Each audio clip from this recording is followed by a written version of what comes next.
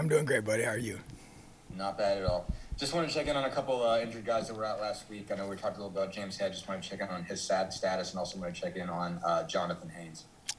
Yes, I would say optimistic that James Head will be able to give us some snaps on Saturday. So he's been practicing with us this week. So it's definitely been a day-to-day situation for him. Same with Jonathan Haynes. He's more day-to-day. Not 100% sure yet, but if he can go, he's going to go. Jeff and Matt. Tom, hope you're doing well. Doing good.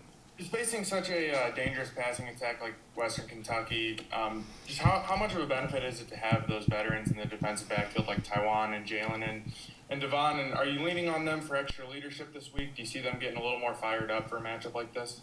Well, I would think so, as far as from their perspective. But, yeah, that's definitely been my expectation as we, coach them and prepare them. They've seen a lot of football, and they need to do a great job. And this is a very, very high-powered offense that we're playing against, number one in the country a year ago. And they have the same scheme, a lot of the same receivers. And so we need that leadership to show up. Obviously got to be able to have a lot of guys contribute. Starts up front with being able to do a good job of getting pressure, not letting their quarterback feel comfortable, and doing a good job of making sure that he feels us mentally and physically. So that's going to be the objective. Zach. Hey, Coach, how you doing? I'm good, buddy. How are you? I'm okay. On Monday, Coach Wilt mentioned you don't want to be a defense that plays 11. You want to be a defense that plays 22 and maybe even more than that at some point. 2 games into the season, how do you feel about the depth on defense? I know you got a lot of guys back, so you had a number of starters kind of returning, but behind them, how do you feel guys have developed and given you that, extra guy or even 2 at some positions? Yeah, it's definitely a major focus for us and a goal to have to be able to play a lot of guys and definitely 22 as a minimum and play more for positions, So I think they're growing. I think that each week they're getting a little bit better. Obviously, the more they play, the better they're going to get and get a chance to get out there and learn our system and learn to communicate and play at a high level of confidence and a high level of execution together. So to me, it's more about just the collective group, so trying to be able to have a scheme that all these guys can learn and execute at a high level for 60 minutes and beyond, whatever it takes. So I think those guys are definitely coming along. I want to see that continue. We have to take another step forward this week with the type of offense that we're about to play. Zach and Seth. I guess asking just to kind of follow onto that offense, and I'm sorry if this already come up, that there are some differences, obviously, different quarterback. I think they retained at least one of their offensive coordinators was retained from a year ago, but I imagine the spin's a little different. I guess just when you try to sort of walk guys through getting them ready a year ago for Western Kentucky versus getting them ready now, what are some of the differences you see? Well, when you go through, like you said, it is a different play caller, same system. So you always have to go, and every play caller has his own personality. So you have 2 games to evaluate from this year. So you lean heavily on those, but you also, we've used all 14 games they had from last year. Played in their conference championship game and they played in the bowl game. So you got a lot of film to study, but that also creates a lot of things to consider as you prepare for them. So trying to do a blend of both and be able to get a feel for how we think they're going to call the game. And a lot of it's going to be reacting to what they choose to do. So it'll be it's typical first, the first 2 or 3 or 4 games of the year until you get a 3 or 4 game base since they've already been off. So they've only played twice. So but because they had the bye week due to playing week 0. But bottom line is that you don't have a lot of statistical data to support what you're going to see this year, just 2 games worth. And so you have to be able to use some from the past as well. So that's the challenge without question. So, but it's a talented quarterback, even though he's new, has a really strong arm, very, very, he's got a high IQ from a football perspective, as you can tell, and understands what we're trying to take the ball, and tough kid, big kid, and can run it as well. So he gives him a really a lot of weapons on offense. Seth and Dustin. Tom, a lot of the talk has been about the defense going up against Western Kentucky's offense, but offensively, I guess, what are you looking for from Connor this week and from the offense against an offense that could put up some points on the other end? Yeah, looking for consistency, looking for a strong first quarter start to be able to play at a high level right out of the gate and to be able to execute for 4 quarters. So to me, it's about us doing our jobs. We've got to be able to be very, very consistent up front in our technique, in our run game technique, and in our pass pro techniques, and the way that we understand the way they're going to bring pressure. They do a really good job on third downs, and give you a lot of different looks. So I feel like for me, it's more about just us doing a great job of reacting to what we're going to see, and you still don't know for sure how they're going to defend us until you get into the game, and so to be able to adjust to that is going to be our coach's responsibility. And so, from Connor's perspective, it's more about just being mentally focused and ready to go from the very beginning. Dustin and Zach. Tom, I guess just to keep going on Connor, I guess the one thing we keep hearing about him from teammates and even from you guys is just his that he's sort of a flatline personality-wise, basically, that he's not really different at all based on what's going well and what's not. What do you like about that, basically? What do you think the value is of that for a quarterback?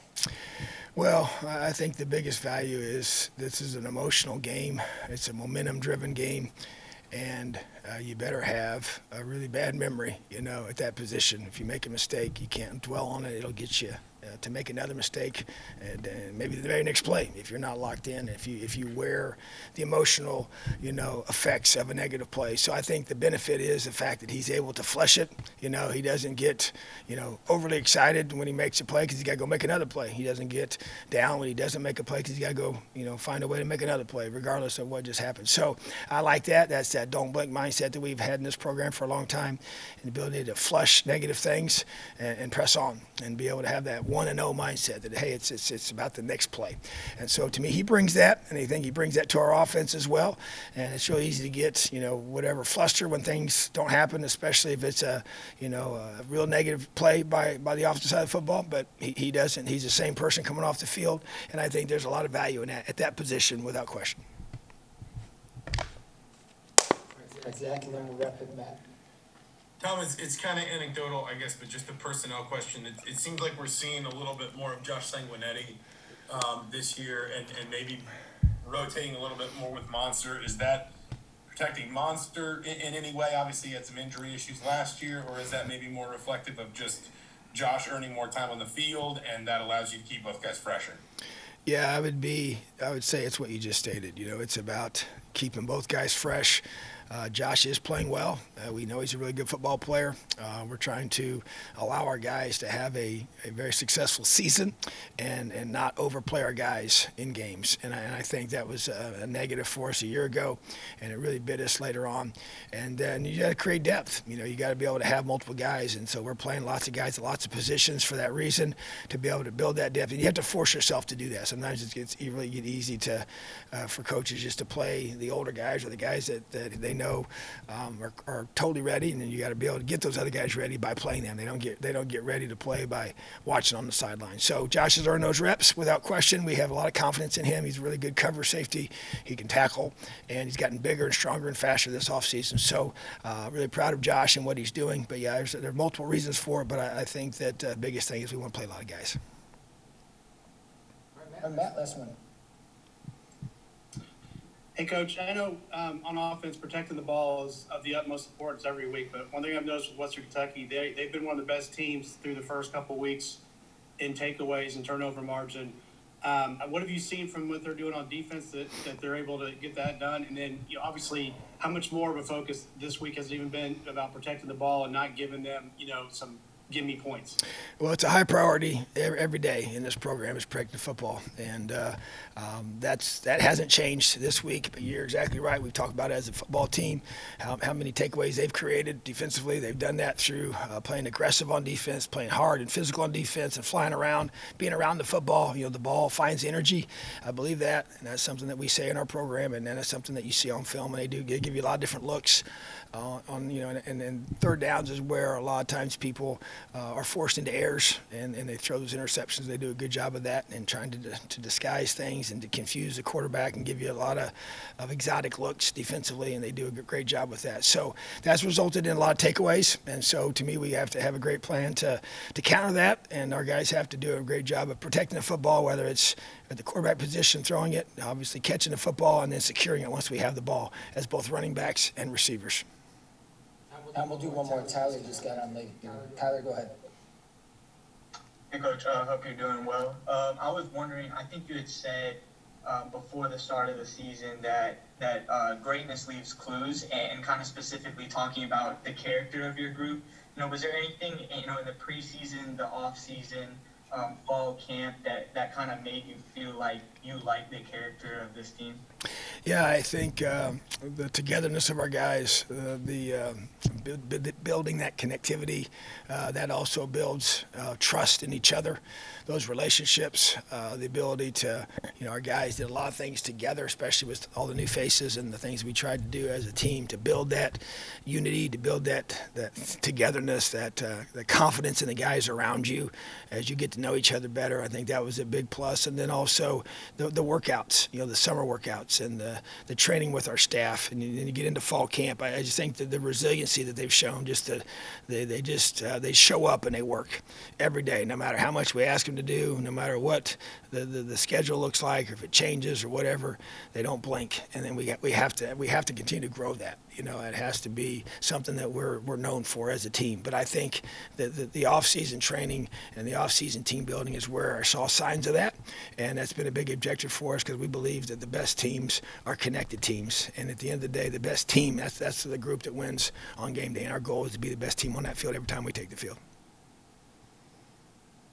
All right, thanks, Tom. You're welcome. Have a great day. Elio.